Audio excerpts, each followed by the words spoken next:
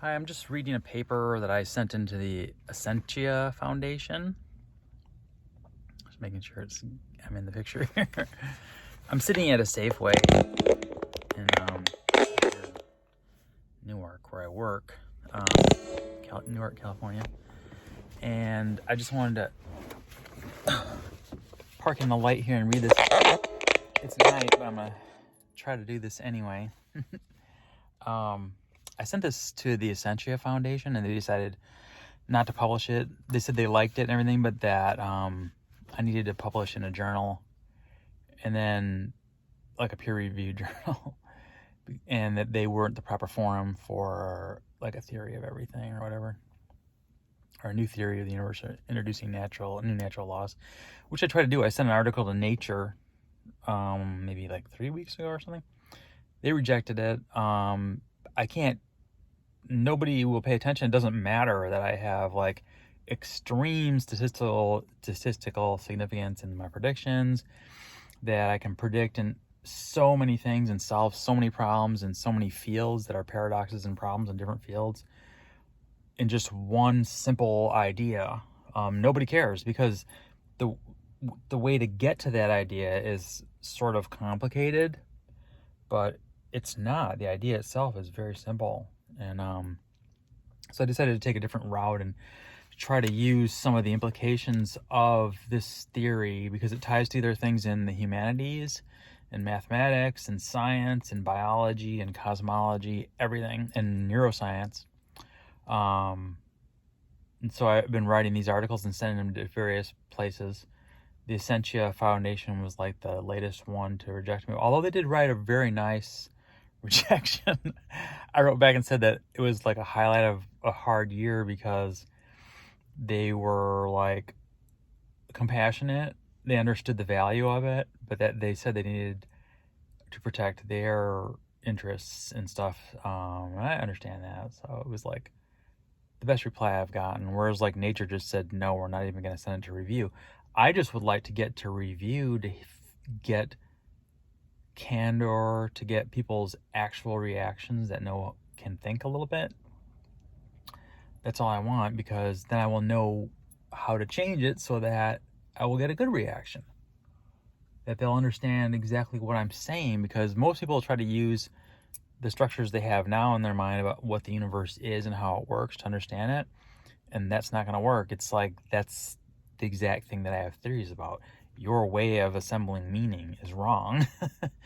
So anyway, I'm just going to read this article because Lex Friedman was interviewing a guy today who's wearing a shirt with a bee on it.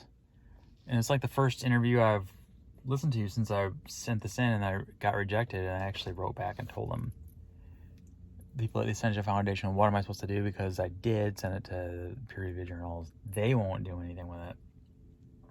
What should I do? I just explained it to him. But anyway, this is the article. It's very short. It's like 3,000 words. I was practicing writing short things that involve this theory. I'm not writing the actual theory, but here it is.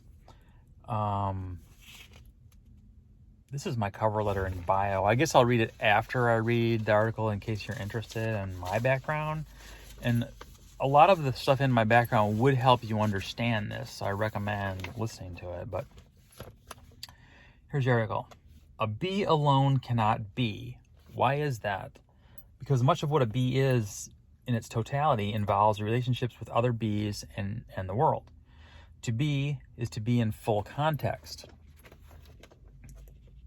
And when I say to be, I wrote B-E-E, like, because I'm trying to make playing words there. But anyway, it is all about the actions in the world that speak about what a bee is. In other words, what a bee is cannot be seen looking at a bee. Humans are obviously like that, but even a bee is like that. So, making a point there. This is because there is a larger pattern behind the center of meaning our eyes tend to fixate on in the form of the bee before us, and which allows us to attach our words to it. We need to see where the bee in the flower comes from. Like we see a bee in a flower. We need to see where it comes from and understand the hive and things. How it behaves, the structure of the bee society around the bee, which interprets the bee itself. then we can know why it stings, why it does what it does. And you can see there's a much larger context to all this too, in evolution and things like that. And we can even find a larger mind at work in this bee and its context, what E.O. Wilson called the superorganism. The relationships involved in bee physiology and life follow regular patterns. We tend to see them as cooperation or defense in behavior, or eye and wing in physical organization. But the bees don't think like we do. They don't really think as individuals in one spot, like the iconic thinker or sculpture of Rodin. The bee's not going to sit there in a flower, which is a basic human idea, because our brains are so complex. We can sit there in one spot and run contexts and think and things like that. Our brains are to symbolic external information organizing over time what bees' wings are to air. But bees' wings are to air what our minds are to symbolic information over time. We travel in it in our minds, like I was just saying. But there are organisms who do things differently than we do. Bees, yes, but there are others, organisms with advanced brains, which are enlightening both to us and to the organism itself, obviously. This is because there is a larger brain and consciousness at work in everything. That's like one of the core ideas of this new theory I've been working on for 30 years. If that sounds confusing, this larger brain and consciousness at work in these things, I like to use the example of an octopus as a jumping off point for the concept. An octopus has a distributed brain nervous system. It has 8 distributed brains in each of its arms, and a central one, to be specific. And specifically, I'm referring to the type of octopus I'm referring to as the giant Pacific octopus, as a reference point to be crystal clear about the specific point in taxonomy. I know there's many other types of octopuses, octopi. The central brain of the octopus is a coordinating center for the multiple arms. Now, I'm not teaching you in any way about an individual octopus here. Please keep this in mind, in the same way that we cannot focus on a single honeybee in the rose we are smelling before our eyes in order to understand the true nature of the pattern that is bee. In the exact same way, we cannot focus on one stuffed organism in a museum and know the theory of evolution, like these larger global patterns that organize everything. Darwin looked at multiple organisms in context. We might think only in the time frame of a single life and surmise that everything came to be just as it is and does not change, as humans actually did in the past. We might think that there is such a thing as a separate bee, in other words. In the case of an octopus, the distributed mind idea is easier to see. Being able to understand the meaning of a being in front of us is quite similar in general pattern to reading a word or phrase. Another thing that is very interesting about these natural symbols, that's part of the idea, is that these are actual natural symbols.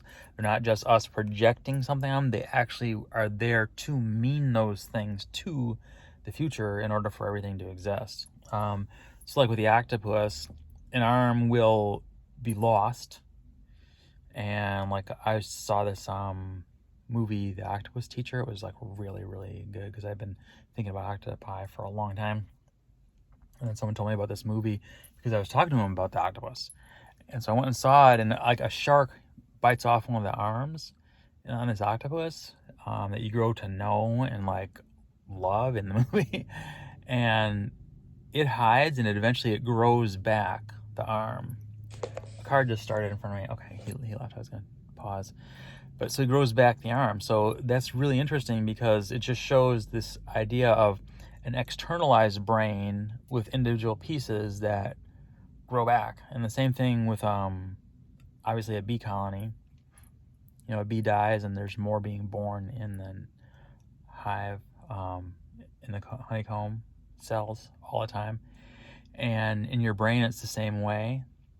This is what I'm trying to say. These are natural laws of information and structure of information, how it works, of these larger patterns of brains. So brains are not just limited to our heads. The human brain is a particular brain that's symbolic of something.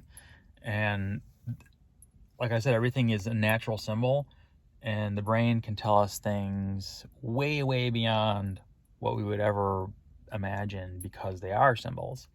And this is when we really get into the real value of this theory, is that you can start seeing a lot more with it. Like, it leads you to whole new vistas and fields of information. But so the bees, they get replaced. Same thing with your brain cells. Like, you think, but you can lose brain cells, and they can be replaced, and they can change. And there's still this mind and continuity to it over time in this unified organism. It's the same thing as the octopus arms. It's external, so you can see it as a symbol a lot better. So I'll just continue now. And so the giant Pacific octopus, the central brain of the octopus is a coordinating center for the multiple arms.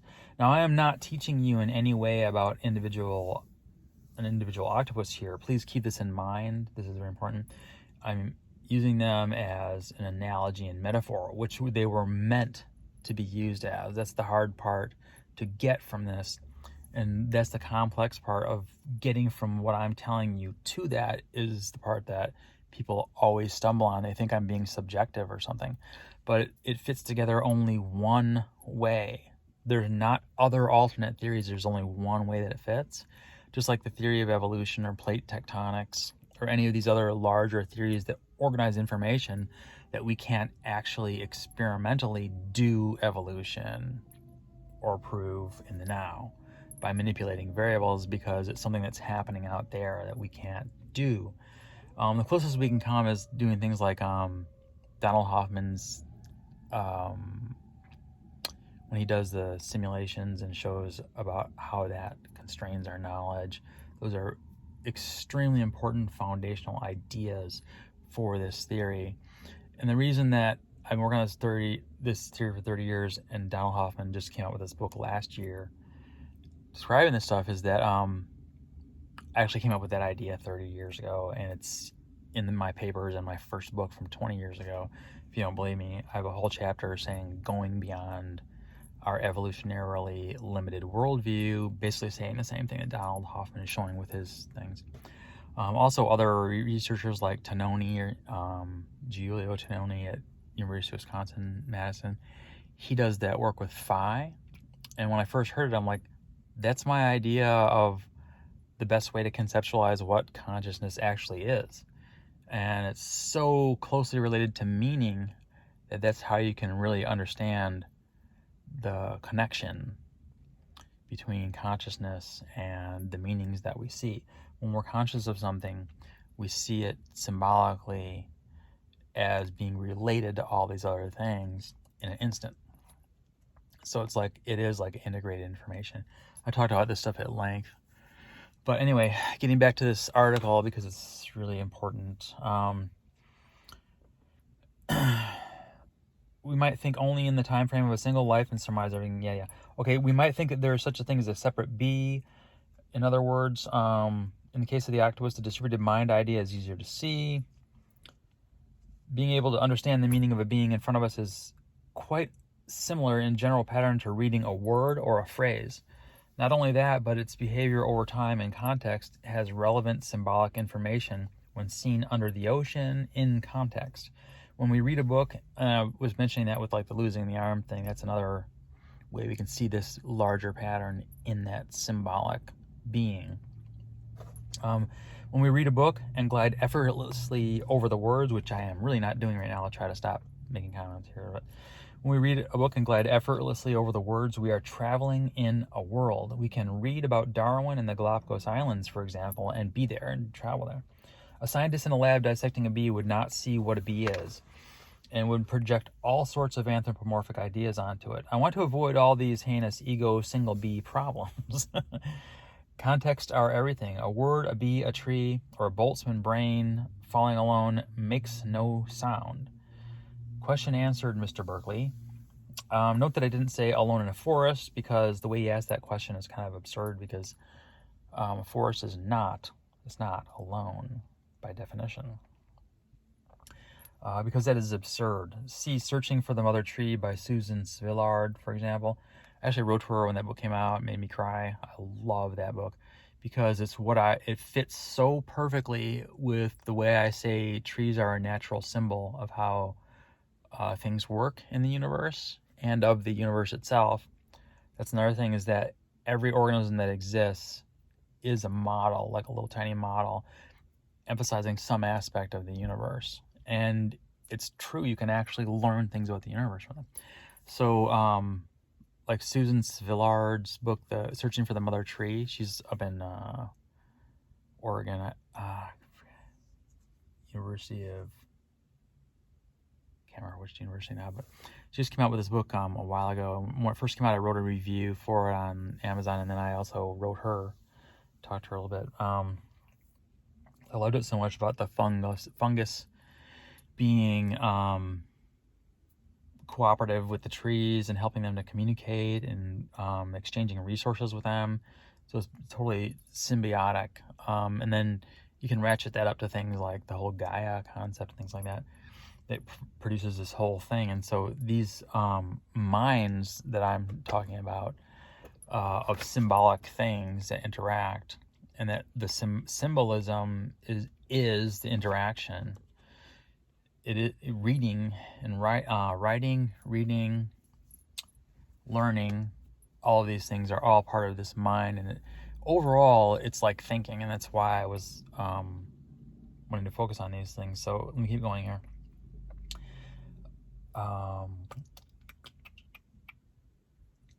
And yes, there is meaning in the absurdity. That's a kind of reference to Bernardo Kastrup. I love his work too. How we frame our questions can literally throw the baby out with the bathwater from lack of seeing the context. We know that since trees do communicate, do know what's happening with each other, and can detect each other in the forest, that a tree that falls is never falling alone. It has an impact on all of the trees around it. It is noticed and understood in a tree way by all the other trees around it. So it does make a sound. Nothing is ever alone, really. And if you look at my theory, you'll realize that atoms and particles, all that kind of stuff, counts too as a context that can see. And so we are made of those things. So there's no being alone. Nothing's ever alone except briefly in the lone bee hero's journey, in reference to the hive, at least, which still flies with the aid of higher things in the light of this distant sun. So that's the other thing that's really, you'd think it's poetic about a bee that's navigating by the light of the sun, even when it's overcast and the sun, the ultraviolet rays can still penetrate the clouds. It can still navigate even when it's overcast. Those things, so it's not like he's seeing in the way we would normally think of it, because it's just like this focus of a type of energy that it detects with its compound eye. And that's another thing that is part of why it's symbolic, like a compound eye, with all these little eyes. And we are compound beings. We're just all stuck together, acting as one. But I'm saying that it's larger than that. There's levels of these things. So he like follows the distant sun. To the extent we see the thing as alone, we have not understood it. Though we may know the definitions and the grammar, the hero is never in the image which stands before you. And moreover, the context in which all symbolic things exist across levels I was just talking about, and across space and time. We can also see an actual physical reading pattern again in the collection of nectar across time and space, which evaporates and concentrates the proper molecules under the heat of the sun and the beating of near invisible wings in the hive, moving invisible air. So it is very much like reading, because there's this invisible things that are being used to build this nectar that they get from these distant flowers, navigating by this distant sun and space in the sky, collects the stuff from the flowers, and then concentrates it in the hive into what gives them life. And that is pretty much the pattern that humans do with books, their travels in the world, and then coming home and telling stories about it, like the hero's journey story itself. that are like distillations of these things. Another way to look at it is like science looks at all these disparate happenings, controls the variables to distill out what the essence of the causal relationships involved are, and puts them into a concentrated distilled form, like the equation E equals mc squared, for example. That explodes into meaning. I mean, you want to talk about phi. That equation is like a phi for the relationships of space-time and the whole universe. So it connects all of those things in this one little symbol that we made. And that's interesting because we're the only creature that makes these meaning symbols like that. I think that's what defines a human more than anything, is living and operating in that realm. And it's like a whole another environment just for us that we do, and it's because of our destiny. But I'm kind of getting ahead of myself. So they collect this nectar across space and time, which evaporates and concentrates, and then when they come back to the hive, and again, we may be tempted to ask that same question: does the hierarchy of forms that give the larger context, such as a flock of birds, a school of fish, or a slime mold, or even a solar system and a galaxy in relation to each other, also have meaning? This is what I'm saying, that it does. There's a superorganism formed by these invisible things discernible. Is there a superorganism formed by these invisible things discernible by a human mind? I remember too, when I was writing about these things 20 years ago, and no one listened, I keep pointing it out.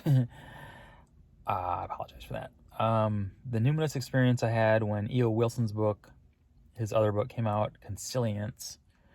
I was writing how all of the knowledge and history was coming together. It's quite obvious once you notice these patterns that it's coming together to make us conscious of all of these other levels all at once. I also figured coming together to show a higher pattern to all things as I am again trying to describe here, and he interpreted it as a consilience. He didn't really get it. I mean, shouldn't say that.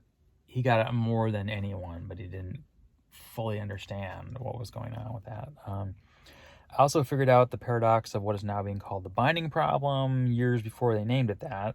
It was one of the reasons I got into neuroscience, because I was in psychology, and I'm like, this is not what I fit what I know about human learning and stuff. So I need to finish reading this like right now. After my undergraduate degree in psychology, yes, okay. I tend to see the relationships long before they are named. I've definitely noticed that. This is the general pattern of nature and the physical world, actually. So that's another thing, is our lives tend to recapitulate the information patterns of the universe as we live and grow and learn and stuff. But this is a general pattern of nature and the physical world with real technological relevance and survival relevance now. Just like the journey of the lone bee in search of the actual flower of their hive immortality, and also reflected in an epic story written in mud so long ago in the Enuma Elish, or the Epic of Gilgamesh. For example, the idea of Shannon entropy versus physical entropy, or honey as symbolic of the actual language quality and meaning of bees for us as humans. The symbolic meaning is real, and there is a reason for that. Organized meaning is life, or more technically, existence. Everything has inherent meaning, which we discover in a hierarchy of relationships across time and space. Before you say you're just making that up, I offer the history of ideas. The epistemology of that is very obviously what I'm talking about. It doesn't matter if it's a bee or a universe or a solar system or whatever it is, it's the same pattern echoed over and over. Need I list the things we made up, which we now accept and even use in our daily lives, that we could not see before, like the germ theory of disease? Things we surmised and later observed, from atoms to microbes to black holes. And if you are not scientific-minded and point to the good book of your religion, I would like to point out that the words used actually have no independent meaning either. Nor do the words I am typing. They don't have to in order to work as cues to organize behavior. or to direct consciousness. That's what it is, to direct consciousness. Searle's Chinese room example, they don't have to have an independent meaning to work. The Chinese room would work without that, which was what his point was anyway. Furthermore, the meaning that builds when you read my words is entirely invisible thing. It is ineffable.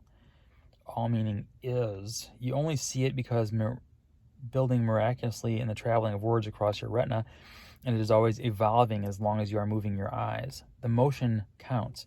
The order of motion counts. The juxtaposition of words counts. Scales of magnitude count. I think you can see where I'm going here, because foreshadowing in literature counts too. Meaning building to a crescendo in a myriad distributed symbolic ways in the novel. A heated discussion can lead to war if we do not know that even heat counts, is symbolic of some larger process, and we act it out, just like the octopus or the bee. I want to make sure that comes through, because most people don't think in those terms. But that's these things, we get involved in them, living them, but then from a higher perspective, they're super meaningful. Allegorically and metaphorically, they actually do have a meaning. So we're talking on many levels at once. And that's another way to look at it. I call it the Logos Echo. But you can't not do that. It's like what life is. So,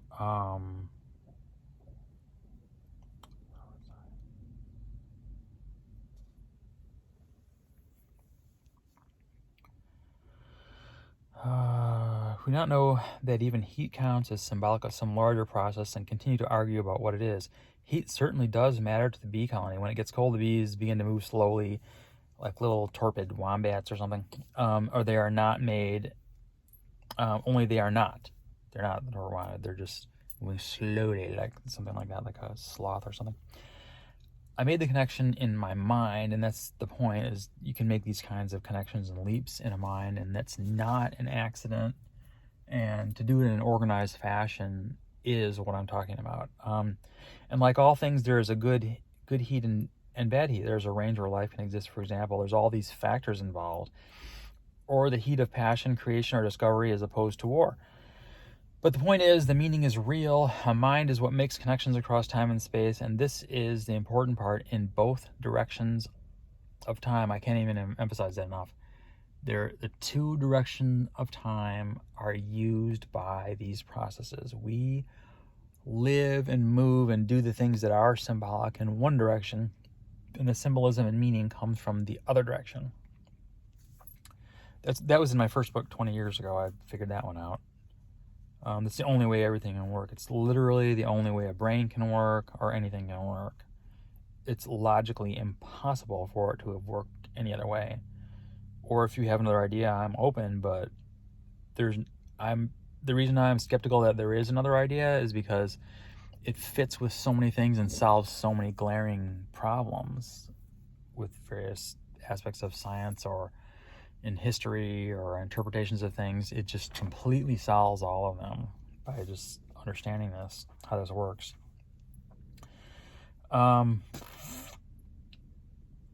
It is the reason for brains and language, pretty much everything we see. And by symbols in the now, we can see far beyond a single life or even beyond this universe, especially by the symbolism of the actual operation of brain tissue. This is the part will really bake your noodle, as they say, because the brain can show us what is outside of the universe.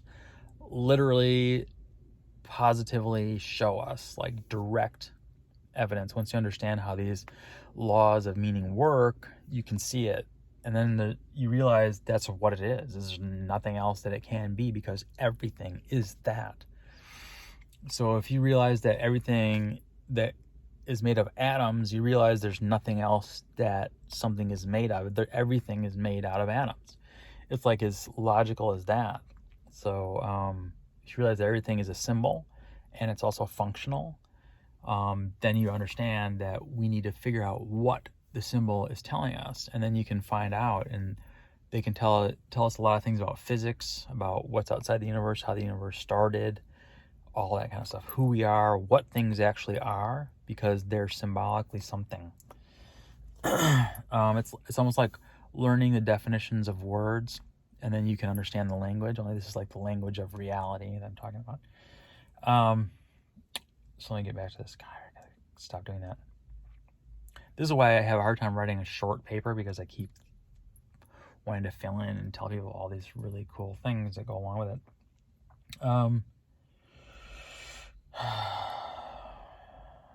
So that's why we have language, because it was originally built to operate subconsciously according to these things.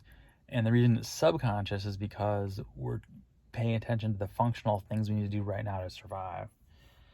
And a lot of religions, I think, arose because of that dichotomy of those two patterns. You have to have like functional things you do, and then there's this larger pattern that's actually more important, that is built by these functional things. It's like the process of writing is useless without the meaning. It's that kind of a thing. So a mind is what makes connections across time and space. That is the only way to really conceptualize what a mind is, and meaning also does that. But it doesn't do that unless a mind is also involved.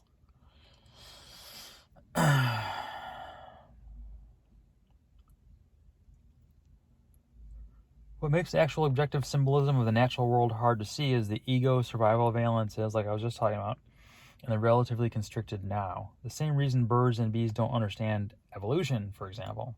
It's not relevant to what they're doing right now to survive. Or like Donald Hoffman would say with his, his models and stuff. But if you lift your eyes a bit, you will begin to see actual objective meaning in nature, which is all about the hierarchy of accurate contexts. Super important to get them right. I think that's really why science exists, because we need to get the vocabulary and the grammar right. It's so important. If you understood the whole theory, you realize that it's vitally important. Like the reason science is happening so fast, an explosion of knowledge, and there's this trend in the evolution of every one of these patterns in minds to go faster and faster and faster in a smaller amount of time. It needs to speed up, because it's like, I use the analogy of a rocket ship leaving Earth. It has to reach an escape velocity before those other patterns can take over and introduce chaos. But anyway, let me finish reading this. That's part of the whole theory I've written in my books. It's like very complicated, because it's an entire new way to interpret everything. So anyway, you'll begin to see the actual objective meaning in nature, which is all about the hierarchy of accurate contexts. For materialists who balk at the idea, still I offer the four forces on matter. This is the key I think I focused on in this paper. There's a lot of different keys like the human eye and a bunch of other things, but this is a key that people that are in physics could really focus on and understand, make this connection. The four forces on matter. Written in the matter of the universe is the ultimate actual physical force of meaning. It's a symbolic physical force. It's a literary device in the universe, and matter, it's the literary device. It's most visible to us as gravity. Gravity is the, quote, metaphor of meaning in the language of matter for atoms and things like that.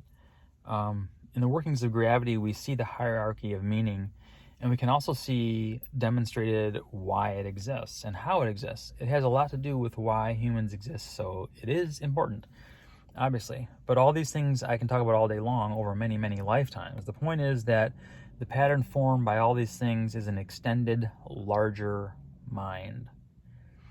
And internal structures of memory in the thought of the larger mind. That's what matter formed into planets and suns and stuff is.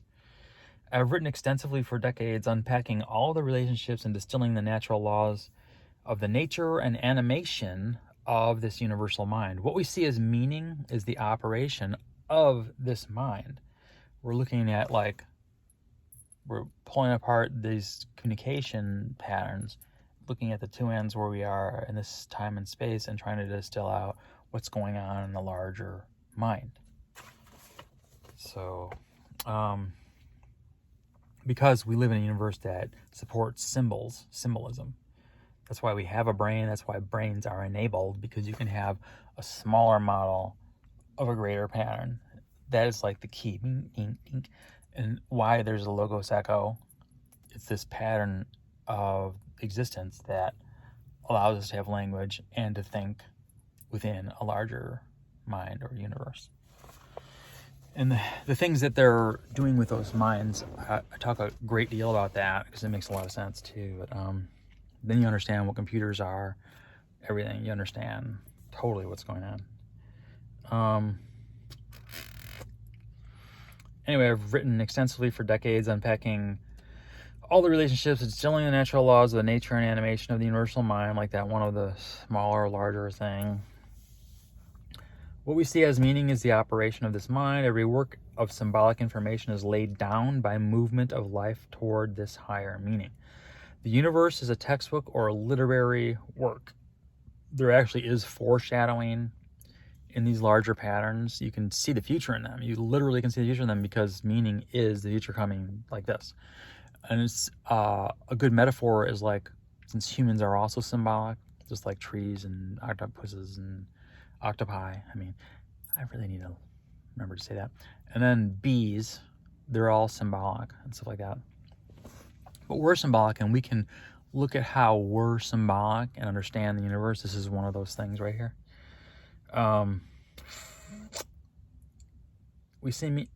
What we see as meaning is the operation of the mind. Every work of symbolic information is laid down by the movement of this life towards higher meaning. The universe is a textbook or a literary work with foreshadowing. There's a mechanism I described in my first book and the new experimental methodology. I did devise an experimental methodology because since we are symbolic of these larger things, it stands to reason that we should have functions in us that are symbolic of the functions of the larger mind, and we do. And I had to devise an experimental methodology to elucidate that, to demonstrate it. And you can see it in your everyday life but that's not way beyond the scope of this paper, so let me just keep reading. I gotta quit doing this, god dang it. There's a mechanism I described in my first book. To elucidate it, to distill the honey in the now.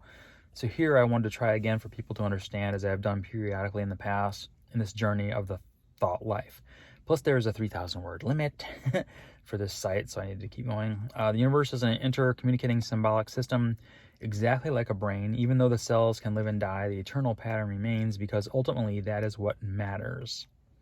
Pardon the pun, matters, the eternal pattern of the universe. This is all certainly entertaining if you visit the pun championships. There actually is such a thing. Or there's a larger meaning, like the reason we read books in the first place, not just the holy ones. And there likewise are actual larger meanings out there in the world. And the meaning of bees is not the physical substance of the honey we can get from them when we cooperate and allow them to be contributing members of our own patterns of interaction versus the constant stinging when we don't. Bees just want to be heard and appreciated, basically. Literally, that is like the core fundamental thing of every creature, is that we need to understand and appreciate what they're saying by their living, because life is talking. That's what it does. It's internal talking of a larger brain, and we can tap into it. So this is all certainly entertaining. Blah, blah, blah. Okay, I said that already. We are not alone in this, wanting to be heard and appreciated. Everybody wants that. It's like one of the fundamental things that we want, especially if you have theories like this. Even though I'm lighthearted, maybe I understand this because I am primarily lighthearted about myself, and the more I live, the more I understand that this means everything. Even though the motion of my living leading to my understanding is internal, like reading and thinking, so that, and invisible as I pass through the symbols all around me, but my primary motive behind all others allowed me to assemble the meanings. And that's one of the reasons the motive is really important, because if your motives don't include that there's an ultimate meaning, you won't even try to assemble them from the very beginning. I think that's why a lot of people say there's no meaning in the world, because they didn't start out trying to assemble one. They just were trying to survive and get ahead and get good grades and do all this kind of stuff like people are supposed to do. And if they didn't go to church, they would have no deep idea that there might be some higher meaning or something to things. And obviously, these ideas would be the reason that religions exist, because of these larger patterns to these minds and stuff, which is basically our mind on a larger level that you connect to.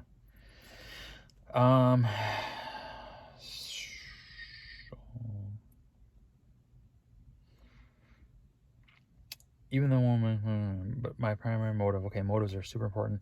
A bee primarily navigates by the sun, even when the sun is obscured by clouds, because the ultraviolet rays still contain the relevant information. That's like humans when we aren't aware of this stuff. We still navigate by it subconsciously. That's what the collective unconscious is that Jung talked about. And it becomes very obvious once you start understanding metaphors, like the George Lakoff stuff, who I met years ago. I've always been interested in these symbolic things and metaphors and stuff, and he came to Emory University when I was there in the PhD program. I got to talk to him, hear him talk, and then talk to him afterwards and stuff. I got his books. But if you look at metaphors, they can tell you a lot about this, what things mean in the universal mind, because we subconsciously put them into our metaphors. So that's like one of the key ways to do it, to understand. When it gets closer to the flower, it can then discern the smells and the shape and the color. When it finds a particularly beautiful set of flowers, or a particularly prolific set of flowers, which would be beautiful to them. I got to make sure I explain that, because I don't mean that they're looking at like we do. And returns to I'm just trying to make the analogy with humans, the way we look at it. It returns to the hive after its journey. It, amazingly enough, actually refers back to the beginning and the memories laid down during the journey to speak of these things. So it flies around until it finds something, and then it comes back, and it has a memory of all of these things enough to transmit the information. And it refers back to the beginning of its journey, tell you the route that it took. So it begins to produce its own symbolic forms. And this is important because it shows how a bee can produce the symbolic forms without understanding them. That's like a key pattern that you see early on in the development of true overall consciousness. Once you understand what the universe is, you understand totally what's going on. You have to read my first book first. But for the purposes of this paper, I'm just trying to point out that a bee comes back to the hive and it doesn't understand what the sun is. It doesn't understand any of that stuff. It just transmits the information necessary for their symbol pattern to persist into the future. So it's like copying something on your hard drive and making a backup copy so you don't lose it and things like that.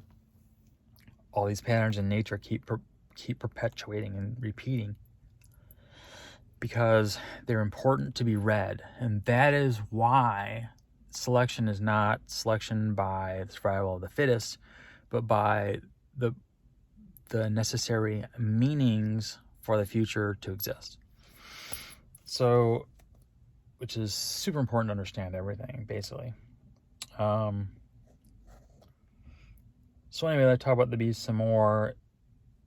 They refer back to the beginning of these memories laid down to speak about these things in the hive, to produce its own symbolic forms. They use a body language, what has become known. It's funny because they use a body language like we do things unknowingly with our bodies that are symbolic, which has become known since the ethologist von Frisch as the waggle dance. Encoded in the dance is the distance, the direction in relation to the sun mapped out on the face of the hive. The vigorousness of the dance and the length of the line they trace on the hive when they're doing the dance, and the angle of the line on the face of the hive maps onto its angle in reference to the sun and the source of food and stuff. It's absolutely amazing. Indicates the quality of the source, like I was just saying. Anyway, in a larger sense, the bee returns to the hive after its incredible journey with the information necessary for bees to continue into the future. It's very important, which is why bees exist to this day. True story. Note that this is exactly like the retrograde messenger problem in neuroscience, in your brain. So you've got like a hero journey going on in there, not unlike this waggle dance thing. It's the same problem. It really is. Like, how does that happen? So I have definitely thought about this a lot. Even though this might be the first time you heard it, you can't know that assuming, projecting, or looking at me in the now. And the same problem as the back referral at the end of a novel where meaning can raise elements to a new and memorable significance. The old twisty ending is this another similar problem, because there's nothing we know that can keep modifying the meanings we saw earlier as we go. So we're like referring back to that earlier time, and then Tononi-like integration of information happens, which there absolutely cannot happen from what we know about neuroscience, which is why I know the brain is symbolic and it's not actually what's going on, or the binding problem. But I thought about it in those terms way before they named it that. But what we should see here are a couple of key issues. One, the bees most definitely have a language, and two, distributed space and time are condensed into a pattern in the now, a symbol, which is relevant to survival across countless lifetimes. And three, the language bees use has a literary pattern to the generation of it. They travel, then compress and symbolize the travel after the fact, like our Rick Steves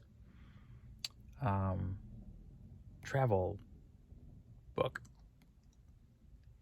The bees do not know the larger patterns. They act them out because these kinds of information patterns allow them to survive. Like this phrase, following the dash, was able to make it into the sentence and survive or be selected because of the meaning of it. Note that humans did not invent language. It is inherent in the entire universe.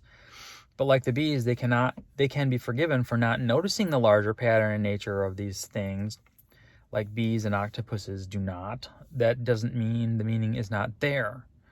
If you imagine the natural world as theories of the universe, or the manifestations of parallel universe timelines, which I have actually assembled into an aspect of this theory that solves a lot of like the many worlds problem and all that kind of stuff, and the infinite proliferation of universes, it's like the best Occam's razor to just slash all those down so you realize that there aren't any infinite universes, not that exist with space-time like ours. Space-time is a particular thing that happens for certain reasons related to this meaning stuff, and backward in time.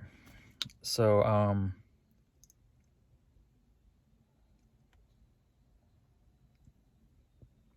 then it makes perfect sense, these manifestations of parallel universe timelines, as all things in the proper context often do. The reason humans learn with analogy and metaphor is because our brains evolved in a universe which inherently has these qualities, and they are valid, actual things in the universe that we learn from. An universe which inherently has these qualities, and so does all life through time. This is how I knew to solve the dead-end problem Bishop Berkeley asked, which is only because he doesn't understand what everything is. Like birds, we too have wings due to moving into an invisible environment. Like the air, only ours is conceptual and symbolic. We connect the spaces and times of things with brains. The same difference as flying invisibly through the air, I guess. Note that the analogy works because patterns repeat, even patterns wildly causally unrelated in the old human way of viewing things, because they are the result of thinking all laid out before our higher minds, which plug into it by ascending on this stairway of meaning. It's like your five senses are like your own internal peer review of these modules and patterns, because your internal senses against each other, like if something smells like, sounds like, and feels like something, then it is that thing, kind of a thing. It's like that. So you look at these things, and then you look at it again in another way in another organism, and then again in another way in another organism. Like you look at the beehive, look at the octopus, all that kind of stuff, and you can glean these features out of them, what they're saying and what they're trying to emphasize. And that can give you a clue as to what new information you're actually going to be looking for when you look at an octopus, such as its donut-shaped brain and the fact that when it eats, its trachea goes straight through the middle of its brain. Then that helps emphasize that eating itself is a metaphor for learning. Just like we have our different senses and stuff like that, there's these different ways that learning can be conceived. There's different ways that meaning can be conceived in matter. It's gravity or the four forces, depending on the level of the meaning that you're talking about. There's the four forces of like the weak and strong forces, and then there's like the gravity that's more subtle but can overcome all of them when enough of them get together and form the most perfectly symmetrical form that is also symbolic of perfect meaning.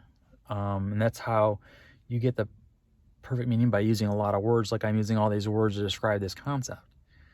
And you can glean the perfect meaning out of it. If I only talked about a beehive, you wouldn't. I've talked about all these other things too, so make sure that comes through. So our higher minds plug into this by ascending on the stairway of meaning I call the Logos Echo. Each discrete entity bound by meaning and survival based on that meaning is life. So in my view, the sun, the earth, moon, all these things are life too, or evidence of life that lived in them in the past.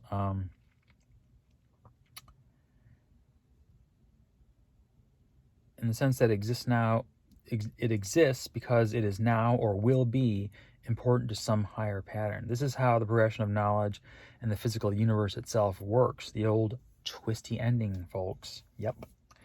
If life is a story, a bee has one to tell, and not just about flowers, and not just its waggle dance. It's telling a story by its life. So I'm doing the bee memoirs for their ancestors right now. And not just about flowers, as E.O. Wilson saw. There is a singularity or a consilience, but is one of higher meaning. To do this, I will introduce the idea of a symbolic universe, which my particular human brain is ideally organized to interpret, because I've thought about this way for so long. And it's one of the reasons I went into all this stuff, because I didn't understand why other people didn't see this way. It's like I don't have a subconscious or something. My human brain is ideally organized to interpret. In this view, again, everything is symbolic. And if you read my books and papers, you would know that my main theory is that the universe, including us, are symbolic literary works for the sharing of information seen from inside the larger brain. This brain thinks with symbolic thought we see as higher meaning. It works like our brains do. The four forces in physics are what meaning looks like in the physical world. We can carve a statue in marble, and this blue marble in space is a statue of meaning, like I was just saying, a symbol of higher potential and eternity. I am being technically accurate as well as poetic when I say these things, because all human behaviors, especially with symbols, are themselves symbolic of something larger. Our behavior with symbols are symbolic. Like when we read, that is symbolic. Just like the bee can do the waggle dance and fly to the flower, and it's like the Enuma Elish looking for the flower of immortality. It literally is the flower of immortality to the hive. It is a story that can be interpreted on a larger level because it reflects those things. Everything that exists has to. It's like the primary law above all other laws. That's why things exist. Otherwise, they wouldn't. Just like when an author writes a book, all the words are considered and are important, and a good author gets rid of the words that aren't important to the overall meaning.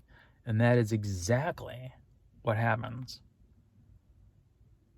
in evolution when you look at the meaning of the organisms, except for the platypus. It's kind of fucked up. No, I'm just kidding. Actually, it isn't, because these hybrid symbols kind of are a key on how you can put things together like our five senses do to get the real meaning. Because if you don't put it together from several different perspectives, then you can't get the real meaning. Just like when you build a puzzle, you're looking at the picture on the puzzle and the shape. And then you put it together accordingly. It's a lot easier than if you just had the shapes. or just the picture without regard to looking at the shapes as additional information. So it's like, it's all works together.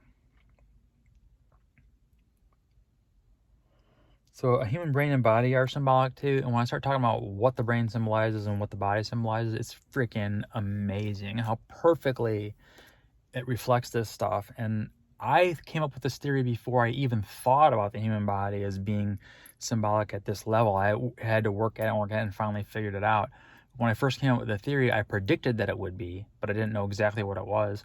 And then when I figured it out, I was like, oh my God, it's literally, if you're walking around with the key to understanding literally how everything in the universe works in the form of your human body. Once you understand the physiology of it, the development, the embryological development, the embryogenesis, which is one of the things this guy was talking about that Lex was interviewing, was embryogenesis, which is something I thought about and wrote about in my first book for so long because it's so symbolic. That was one of my favorite symbols, and I'm still, to this day, I'm working out on details of it, like what the shape of the sperm means and things like that, which I've pretty much nailed now. I've got that one down and all that kind of stuff, but I know what all this stuff means. It tells exactly what's going on in the universe. So anyway,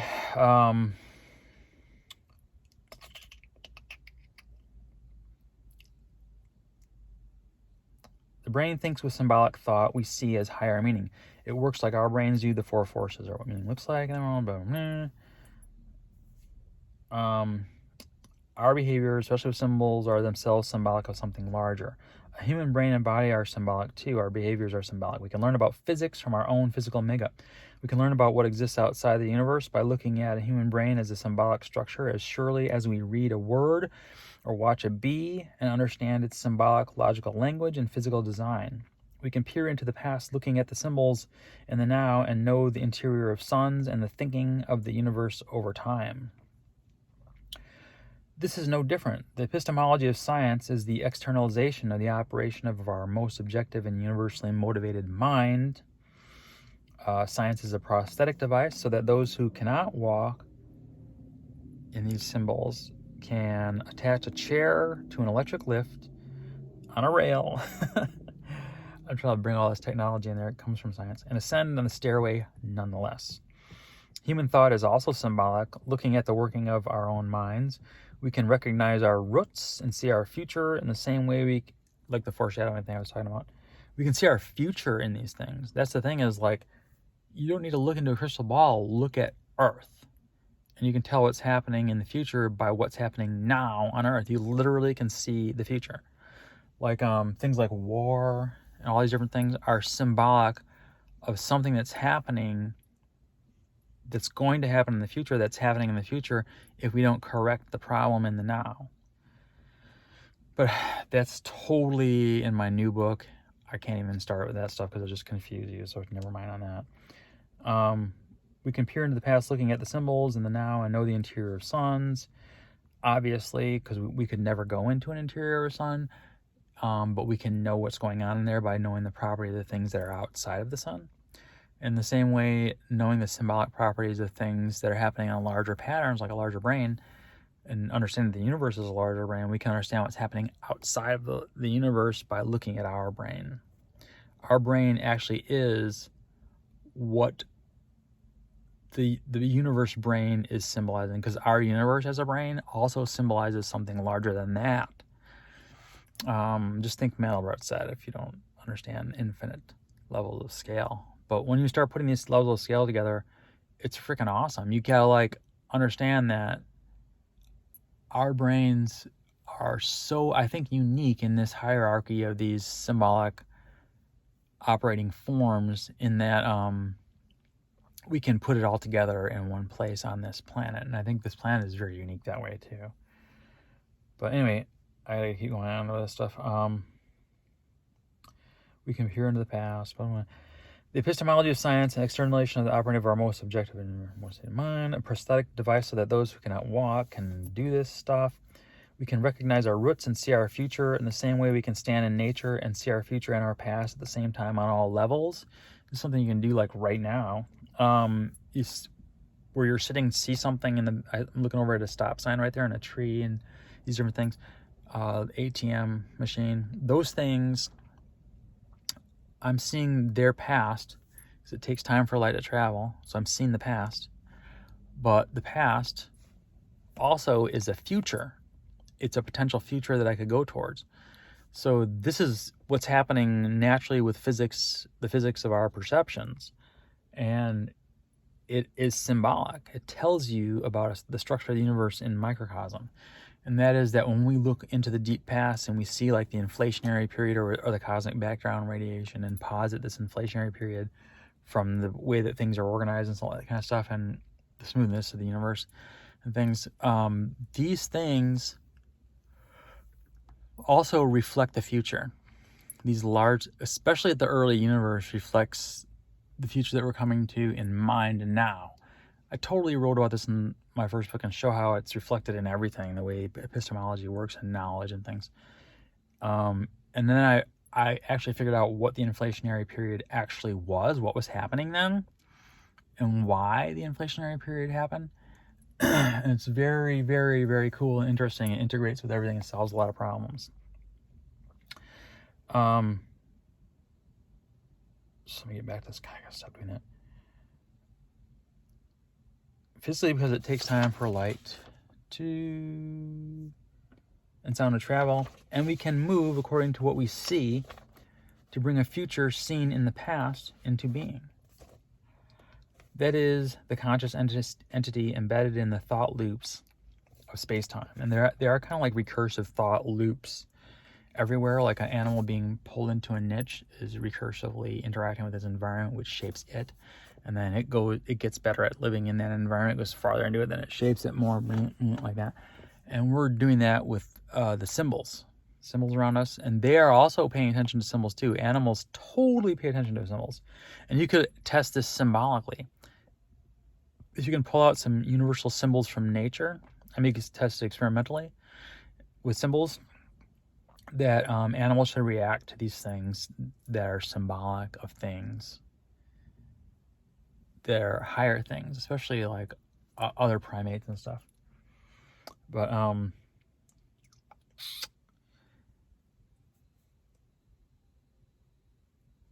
that is the conscious entity embedded in the thought loops of space-time. Ultimately, that is our context.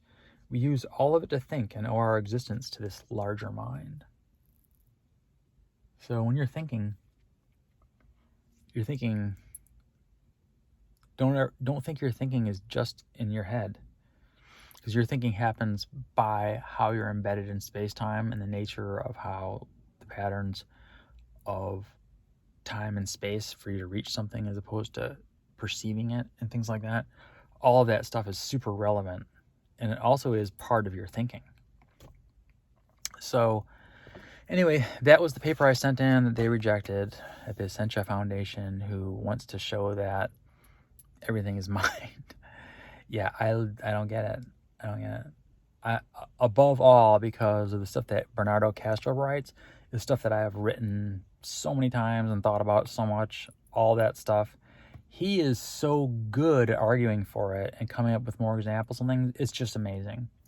And the thing is that we're so similar in our views that I can't believe they didn't accept this for publication. But anyway, I just read it online, and if any of the Lex viewers saw my little note there saying I would do this, I'm uploading it tomorrow. It's still the same day that Lex came out with that video. So that would be, tomorrow is the 2nd, October 2nd. It's October 1st today.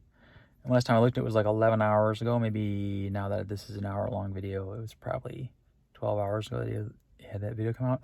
And then this paper about bees, which his guest was wearing a t-shirt with a bee on it, which to me is evidence of this larger brain network, this collective subconscious. You see stuff like that. That's one of the reasons why people are paying so much attention to synchronicity right now, because synchronicity is an actual thing. They just didn't know how to conceptually handle it experimentally. So that's why I designed my experimental method for getting at stuff like that. It's seeing this larger meaning, and then you can much more accurately home in on what's actually going on, instead of just saying, "Oh, I just saw an angel number" or something like that. you actually know what's going on, so you can home in on the real synchronicities. And then when you see the significance level from them, even just a cursory assembling in your head, you can see that no matter what you do, you're going to get things that are so absolutely significant, which means there has to be an effect. That means it wouldn't happen by chance most of the time. And I think it's like 0.05 and 0.01 in psychology are the two standards. If you want to use like a really stringent one, you use a 0.01 level, and then you use 0.05 probably for like preliminary studies with low ends and things. And then you go to the 0.01 when you really want to do it right and verify things and replicate it. And also, with the subtle effect, you may want to use the other one, that kind of stuff, just to try to tease things out.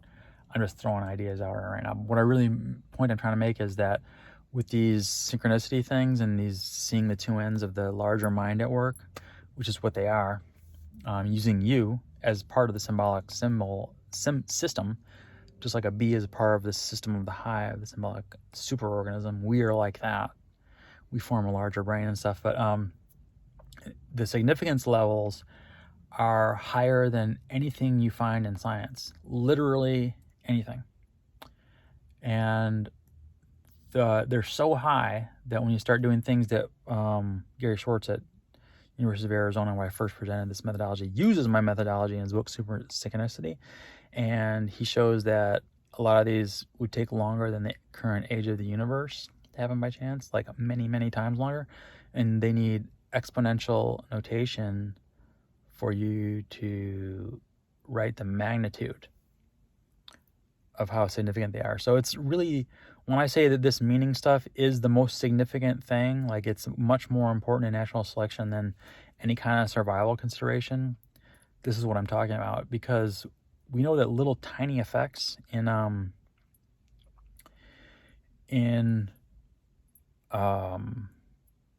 differential selection can have over time are amplified. So meaning is one of those things, and especially relevant for humans because we've moved fully into it, into that niche, and we start making our own symbols and all that kind of stuff, and then connecting up our society symbolically with the internet and things like that. And then you start understanding what those things actually are and what they're doing and where we're headed with our knowledge by looking at the symbolic significance of all these things. So that's all I wanted to say, and I'd appreciate it if you would share, like, subscribe. Obviously, I need it. I'm not getting my articles accepted anywhere, and I would like to eventually I'm going to just start having like talks around the San Francisco Bay Area. I moved here, and I'm going to, like 2 years ago actually, and I'm going to just start my own talks, talk to people about this stuff, because there's not any journals on, nobody's doing this. What do you do when you have stuff that tells you how the brain works and what things are in the brain, like the astrocytes, what they're doing as opposed to other things? You can totally know what's going on from this perspective alone. And it shows how Stuart Hammer-Ross' main impetus for his idea is right, but it's not necessarily correct that the microtubules are the thing, because they don't understand what the brain actually is. So I wanted to get that out there. I wrote lots of papers on glial cells. I wrote an 80-page review paper once on glial cells as related to memory, and I used Korsakoff's disease as a model because there was some research about Korsakoff's disease and related to glial cells. Like they did some glial cell graphs that ameliorated it, and they figured out that it was due to the to a certain type of neurotransmitter receptor,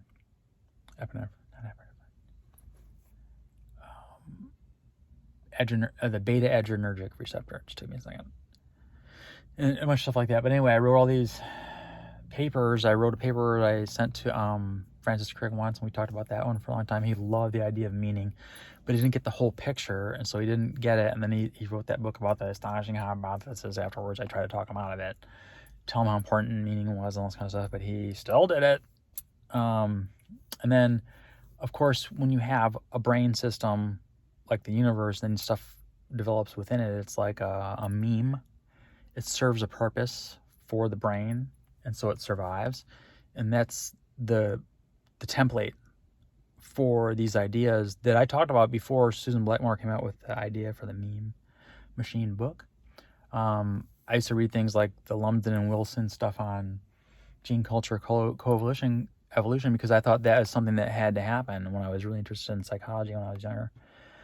And I realized that information structures can evolve and that things were basically information structures. And so everything started coming together from that. So anyway, I could go on, like I said, for many lifetimes about all the ramifications of this stuff. So like, subscribe. I do love you, obviously, because we're all part of the same meaning system. Meaning is everything.